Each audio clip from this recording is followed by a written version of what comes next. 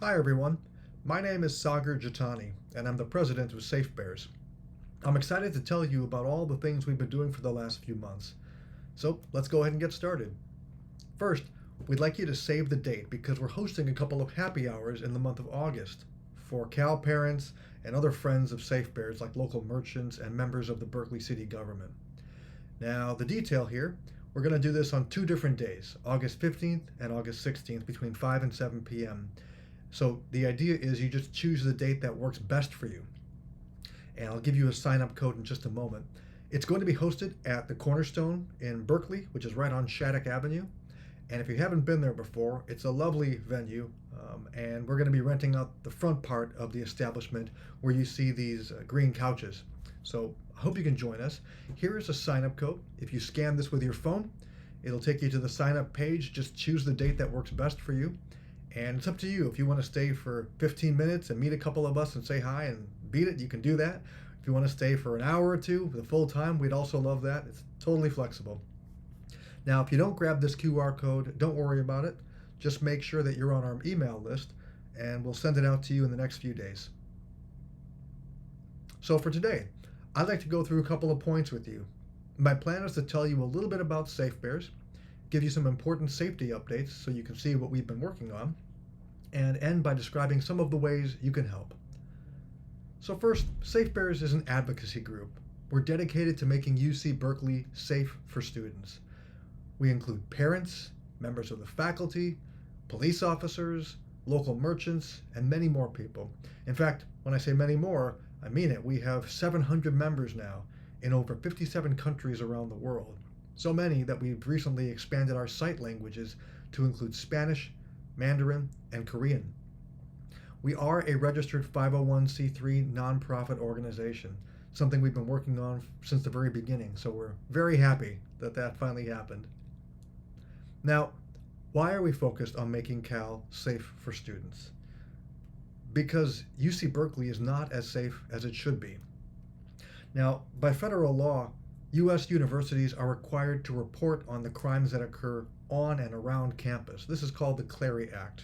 It's a mandate that applies to all U.S. universities.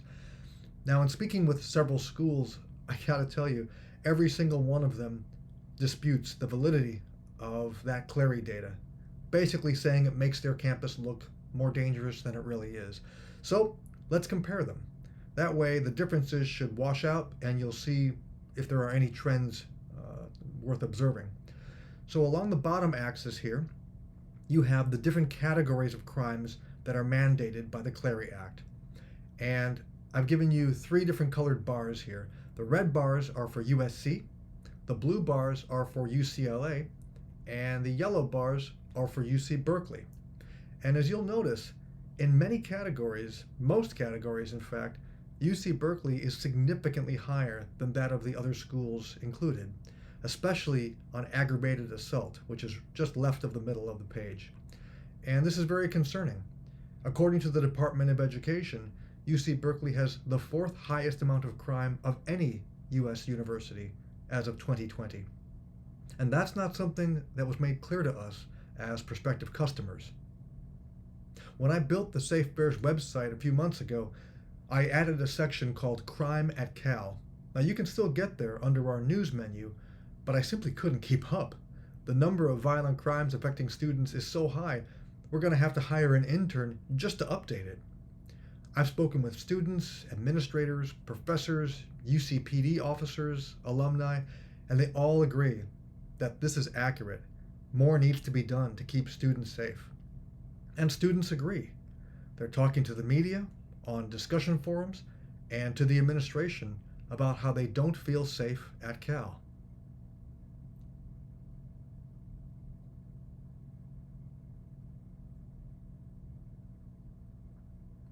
So, we all recognize the problem. What can we do about it? Well, we're meeting with key decision makers in the UC Berkeley administration to explore specific ways we can protect students from violent crime.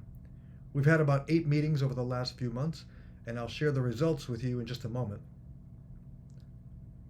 We're speaking up. We're showing up and speaking up when important safety measures come before the Berkeley City Council. We'll talk about that too. We're also informing students of the safety resources that exist that they should be making use of around Cal. A great example of this was when the night safety shuttles went back in service in May, just in time for finals week. While we were thrilled to see that happen, we were concerned that it wouldn't be apparent to students that this was back in service. There was no way for them to know. So we bought some ads, and we ran those ads letting students know that the shuttles were back in service, and we had a great response on them. We'll explore that too. We're also learning from what other universities, security experts, and parent groups around the country are doing. A few months ago, I had the privilege of joining a group of Cal parents for an exclusive behind-the-scenes tour of USC's safety operations, and what we saw blew us away. We have a whole blog post about this, so I invite you to check out the SafeBears website and look under latest updates if you'd like to learn more there. To educate ourselves, we're also learning what experts have to say about campus safety. I'm going to be joining the Campus Safety Conference in the month of July out in Nevada to see what other schools are doing to protect their students. And we're also talking to other parent safety organizations around the country, such as Safe Horns at UT Austin and SafeD Athens at the University of Georgia, and sharing best practices, learning from each other what's worked, what maybe didn't work as well.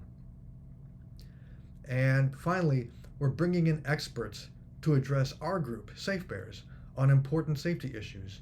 Hopefully, many of you watching this today were able to join us a few weeks ago when we had San Francisco Assistant DA Butch Ford on a webinar talking about some of the changes he's seen in crime and punishment around Alameda County, especially in Berkeley. Many of his examples pertained specifically to Berkeley. Now, this is not a one-off. We would like to have monthly webinars with SafeBears, and I've lined up a couple other groups already, including Safe Horns, I mentioned a moment ago, from UT Austin, the Berkeley Chamber of Commerce, and the Berkeley Police Association. So I invite you to sign up on our website if you haven't already, safebears.org, so you don't miss a single event. So this is what we're spending a lot of our time on. Let's talk about the results. What have we actually gained by our efforts? Well, first, let's go back to night transportation. It's important to us that students have a way to get around at night because that's when so many of the violent crimes happen. Now, part of the answer here has to do with the night safety shuttles the university promised would be available. Now, where was this promised? Well, among other places, it was in the resource guide for parents that UC Berkeley gave us when we were considering whether to entrust our kids to them. And we've been paying for it too. I realize this pie chart may be pretty small on YouTube, but there is a $95 mandatory fee called the semester fee that all of us Cal parents have been paying each semester for our kids. Part of that fee, just under 20 bucks, is allocated for Bear Transit and nighttime shuttle services. So we've been paying for this whole time, but not getting it. So we're thrilled that now this is back in service. And it had been discontinued since 2020 until it went back online in May of this year, 2023. We met with the administration in April to present our concerns, and we were told that hiring drivers was a key challenge for them. So we asked you, SafeBears subscribers, to help us. I emailed out a simplified job description, and you guys shared it with all of your contacts, family, friends who were qualified to drive the night shuttles. And I don't know if that made a difference, but the fact is all 3 shuttles started back up in May, just in time for finals week, as I said. We also promoted awareness of this to students through those Daily Cal ads I showed you a moment ago. Now, I'd like to show you what those ads look like in just a bit more detail. So the Daily Cal is the official student newspaper of UC Berkeley. It's a very prestigious newspaper as well.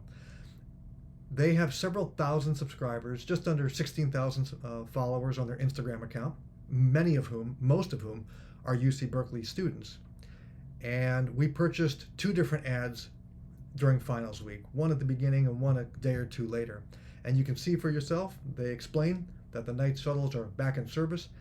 Now, we looked at the night shuttles website on the UC Berkeley site, and it was very confusing. So we simplified it. We created a page that shows exactly what each of the 3 night shuttles looks like, the geographic area it covers, and the hours of service for each shuttle.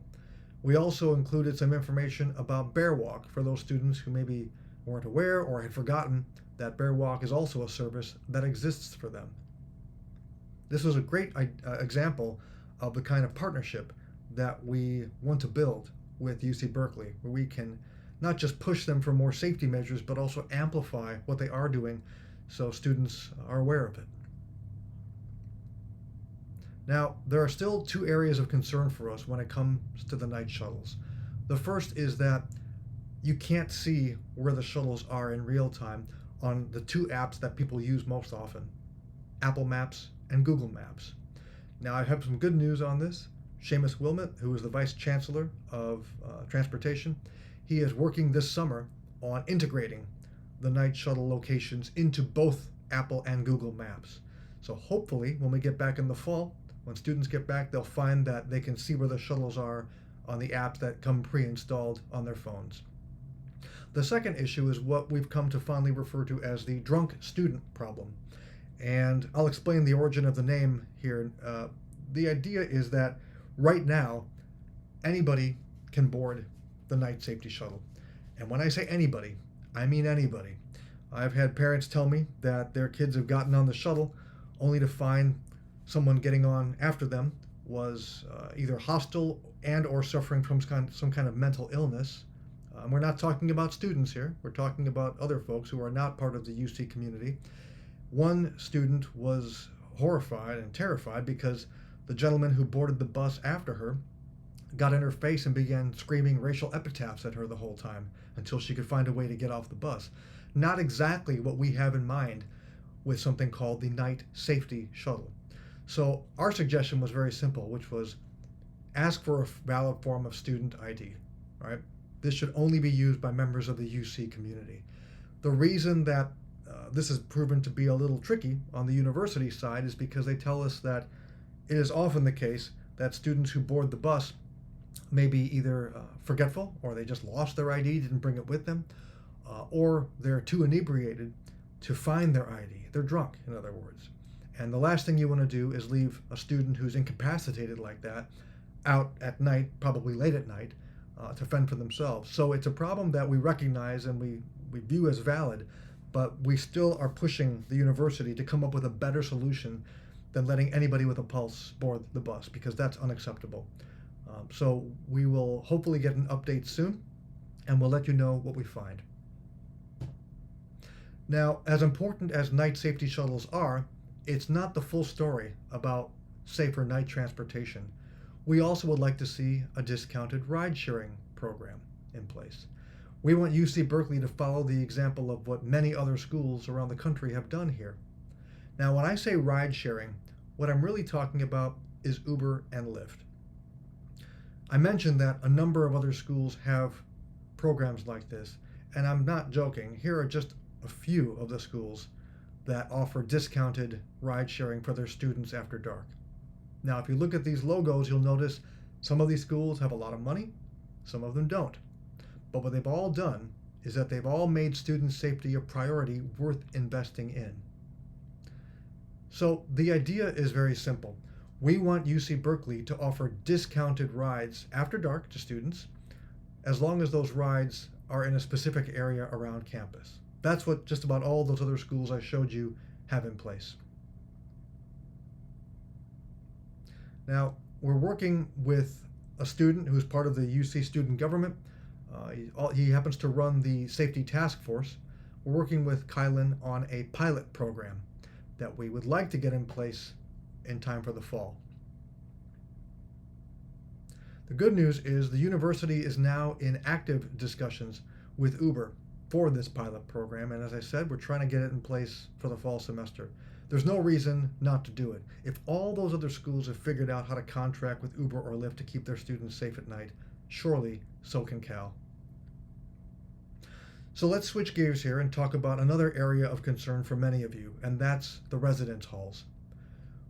We need safer residence halls for our students, and intrusions into these dorms have been a top concern.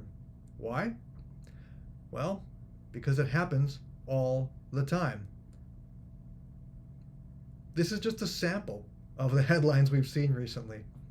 Remember, these are the dorms we're paying for, the ones the university told us were safe enough for our students to live in. We're paying for this.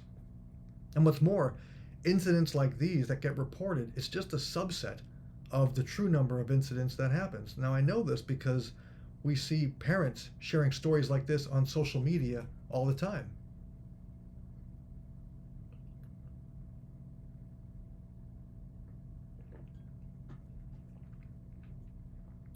Now, most incidents last year we observed happened in the South Side units, and that's no mistake.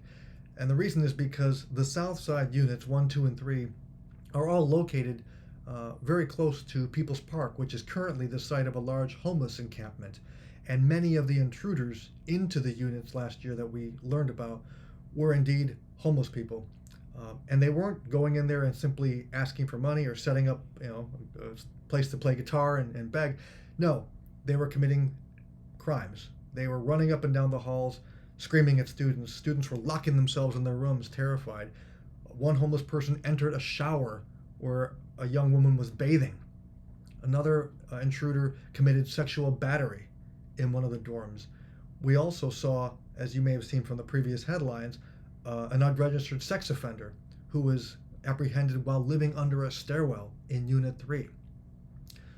So we provided a proposal to the administration in January, and that proposal calls for security fences to be built around the dorms. The idea is this.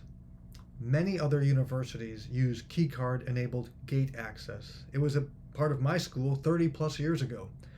So it's a technology that works, and it's part of what's called CPTED, Crime Prevention Through Environmental Design. We want controlled access into the dorms. Let me show you what it looks like. Today, if you're looking at, say, Unit 1, this is an aerial shot from Google Maps. You can see that there are multiple ways to get into the inner courtyard. I've highlighted them in these pink dashed lines. Once you're in the inner courtyard, you can easily get into one of the buildings because you can simply follow a student in. And it's important to note, it is not the student's responsibility to play police officer here and question people who are trying to get in a building. That's not their job. That's what the school should be there for. Also, there are few security monitors stationed at the base of these dorms. I changed my mind there because at first it seems there were none at the beginning of the fall term last year. Now, to be fair, the school has done a great job filling the base of these buildings after dark with student security monitors. So at least there's now another layer of protection there. What we would like to see this change into is a situation where you have gates blocking each of the entryways into the courtyard, or a single gated perimeter around the entire building. We don't really care, as long as it's made secure. Ideally, in the process, the school could take the opportunity to set up safety cameras and better lighting around each of these entrances. Now, I have an entire recording of our fencing proposal for those who would like to view it. So if that's you, please visit safebears.org and you'll see our email there. Go ahead and drop me a note that goes right to me. I'll be happy to send you a link to it. Now, I've got some good news for you. The administration is going to start getting bids on fencing Unit 2. And we expect that those bids are going to start coming in this summer. So that's some great news there. They are also redesigning Unit 3 to secure the stairwells so that people like the one I mentioned a moment ago, the sex offender, cannot simply live underneath those stairwells in such close proximity to our students. Now, the reason Unit 3 has a different approach is because it has a different physical design, for those who may not be aware. So we applaud these efforts from the administration, and as soon as we have some updates, we'll certainly let you know.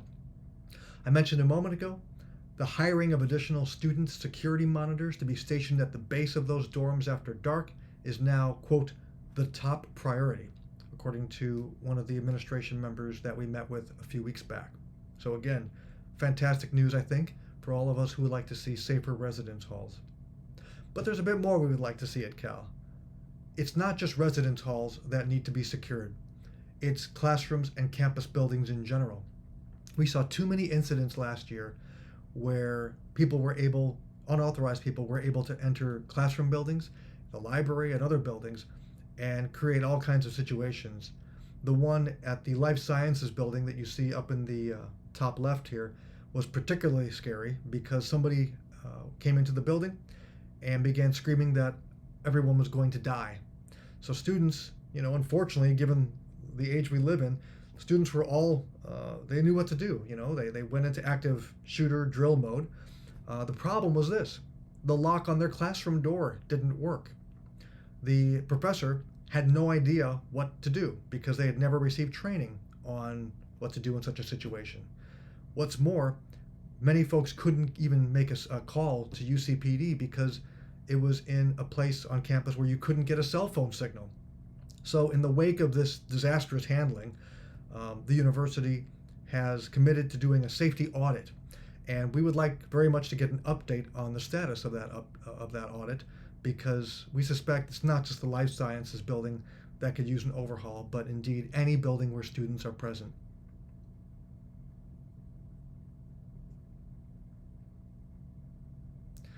We'd also like to see better use of cameras, not just as an investigative tool to explore a crime after it has happened, but as a way to deter and prevent crime from happening in the first place. Now, I mentioned a moment ago that a bunch of us parents went to USC a couple of months back. After USC had a couple of tragedies on its campus over 10 years ago, they installed over 600 cameras on and around campus, and those cameras go into a central monitoring facility over on the left picture here, where those real-time feeds are viewed by trained surveillance personnel who work for their Department of Public Safety. So if they see anything happening untoward, they can immediately call for dispatch. Right? We want to see this at Cal. It's warranted, and we need this. Now, even if the university doesn't want to build an entire war room like this on the left, you don't need that. You can, as long as you have personnel, you can have a simpler setup like the one on the right, which is used by an organization that does real-time monitoring in San Francisco and Oakland. Now, about 2 weeks ago, a number of us on the SafeBears leadership team spoke with UCPD Chief Yogananda Pittman, and we brought this up, and we explained that we would like to see this model at UC Berkeley. And what we were told was there's nothing apparently that prohibits the use of real-time video monitoring at Berkeley, but it's a personnel issue primarily. They don't have the staff to do this. And as some of you may know, UCPD, the official police force of UC Berkeley, is already 30 to 40% understaffed as it is. But that does not mean it can't happen. It means that if we make it a priority and we push the university to do this, I believe we can find a way. We also would like to see a dedicated safety fund. Let me explain this one. I'm sure, like me, a lot of you Cal parents on the call receive calls from really friendly UC Berkeley students every month or two asking us to donate to a variety of worthy causes. And I know from talking with a number of you that some of you have told those students, hey, is there a way I can donate specifically to efforts to keep the campus safe and improve campus safety? And the answer has been, unfortunately, no, there is not. Now, if there's one thing UC Berkeley is really good at besides winning Nobel Prizes, it's raising money. Chancellor Christ has done a great job with the Light the Way initiative, raising over $6 billion. And we saw just a few months ago, I think it was March or April, during the Big Give, the school raised over $12 million for student programs. Again, we applaud all this. We realize that fundraising is an important initiative. All we're asking is that we have at least one fund set aside and dedicated just for safety measures, like better lighting, like gates around the dorms, like improved classrooms and libraries. Now, the last I've heard of this is that the school was very receptive when we presented this idea a few months ago, and I believe that they are working on something right now. We don't have any announcement per se, that it's been approved, but we're hopeful that this one seems like an easy win. And I think I can speak for many of us when I say if this fund were to come into being, Cal parents like us would be among the first to contribute to it. We also would like to see self-defense classes for students. Whether it's new students who are calling Berkeley home for the first time, like freshmen are, or if it's students who maybe are getting their first apartment after living in the dorms for a year or two. We believe there are several areas where students would benefit from some basic self-defense, given how unsafe Berkeley can be at night. Now, this is something that SafeBears is actively exploring. Elena Salazar, our SafeBears secretary, she's actually in correspondence with a self-defense class in Berkeley, and we're exploring opportunities here to bring them in, to bring them either on or around campus to offer this kind of safety class. And the idea would be it would be free to students. We don't want them to have to go out of pocket to pay for this. Finally, it's important to us to have better lighting in and around campus. I'm sure a lot of you have walked around Berkeley like I have, and you've probably observed that there are some pretty dark areas on and especially around campus. That can be improved. Now, some of this may be within the university's purview, some of it may be within the city of Berkeley. But whatever it is, we want it, and we're determined to fight for this. So let's shift gears for a moment now and talk about the city of Berkeley, because there are a number of steps, as you've seen, that the university is responsible for. But then we have to recognize that the campus is situated within a bigger city, and the safety or lack of safety in that city directly affects our students. Now, for those who may not know, the city of Berkeley was among the first that voted to defund its police department after George Floyd's murder in 2020. And even though the full defunding, they initially were calling for a 50% budget cut, even though that didn't come to pass, the fact is, if you fast forward the tape to today, the Berkeley PD, as distinct from UCPD, the Berkeley City PD is understaffed to the tune of 30 to 40%. So much that they've had to cut patrols. And fewer cops in the streets means more opportunities for the bad guys to roll into town and do what they do. A few months ago, the Berkeley Chief of Police, John Lewis, announced that violent crime was up 25% in the city of Berkeley. So let's talk about what we've done to change things around. First, Cal parents convinced the city council recently to appoint a full-time chief of police. Now, a little background on this. Berkeley, after it voted to defund the police, it kept the chief of police role vacant for over 2 years. Now, there was an interim chief who now is the full-time chief, that's Jen Lewis, but the problem was this. First, no officer could receive promotion while the chief role was open, was vacant. And as you can imagine, that didn't do a lot of good for retaining seasoned, experienced officers. Second, it sent a really bad message to anybody who may have been interested in joining the Berkeley police force, that the city won't even appoint a chief of police. What kind of operation is this? Now, this was a very contentious measure when it came before the city council in May, I believe it was May. And Cal parents, I gotta credit you guys, you all showed up. There were over 40 or 50 speakers, and at least a dozen of them were Cal parents. I'd say about 75% of the folks who gave public comment on Zoom or in person that night were urging the city council to keep that role vacant. But Cal parents, along with some of our allies in the local business community, we sent emails, we spoke on Zoom, some of us spoke at the microphone there in the room, and ultimately we succeeded, and the city council voted more or less unanimously. There were a couple of abstentions, but those who did vote yes or no all voted yes to nominate Jen Lewis, to appoint Jen Lewis rather, as chief of police. It was a huge win, and it's going to make Berkeley safer. Now, another thing that we were able to do is get the city council to approve intersection cameras for the police. These are the cameras you see fixed above traffic lights and on traffic posts at various intersections around town. The reason this is so important is because a lot of the violent crime being committed in Berkeley today is coming in from other communities like Oakland. And those cameras that have just been approved are going to be set up at key entryways and exit points to the city of Berkeley. So the police will have an idea who is coming in and committing these crimes, and hopefully it'll make it a lot easier for them to find them and arrest them and prosecute them and put them away. Now, another thing that we've been vocal about with the city council is the need for sign-on bonuses. And here's the idea. Right now, a number of police departments around the United States are having a very hard time attracting officers, and it's no mistake. People are very aware of the need for police reform, and it has made the role of policing less attractive to many people. So a lot of agencies are offering signing bonuses for new and or transferring officers. Alameda is, East Bay is, but until now, Berkeley has not offered anything. And that makes it very hard to fill those 30 plus vacancies in its ranks.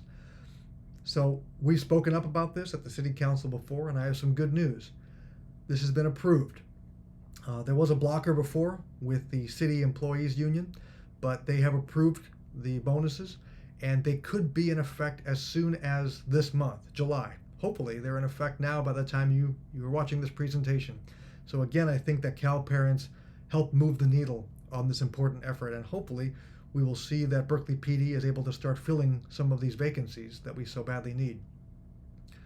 So you're getting the idea, I hope, that we're showing that Cal parents are a force to be reckoned with. And it's not just me saying this to you, it's several media outlets. The Berkeley Scanner mentioned that during the chief of police vote, some of the protesters in the group who were there in person at the city council were getting exasperated hearing multiple comments by Cal parents in favor of the police chief. And then separately in Berkeley side, reporting on that same event, about 200 supporters wrote letters in support of the chief, according to city council member Humbert's count. Now, a word about this, you guys have been absolutely stellar sending out emails. And for those who don't know, we try to make this easy. We have email templates on the SafeBears website under Action. So if you haven't already checked them out, I invite you to do so and join us to help move the needle in the right direction on a number of safety issues around Berkeley. So that's all past. What do we have planned for the future? Well, we want to issue report cards for all city council members and the mayor of Berkeley.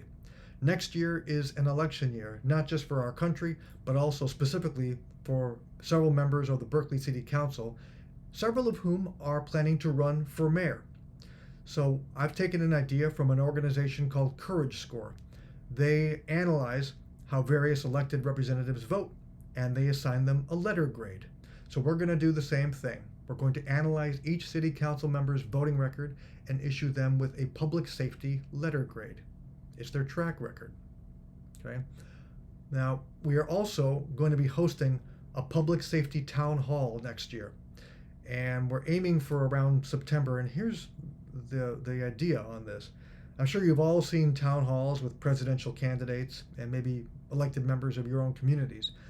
We are going to have a public town hall in the city of Berkeley at a venue that's to be determined, and we're going to invite everybody running for their city council seat or for the mayor's seat to join us, where they'll be asked a couple of questions by a moderator who we will select from the media, someone who knows their voting records and their past statements and actions, and then they will open it up for general questions from an in-studio audience and from folks who are coming in on Zoom.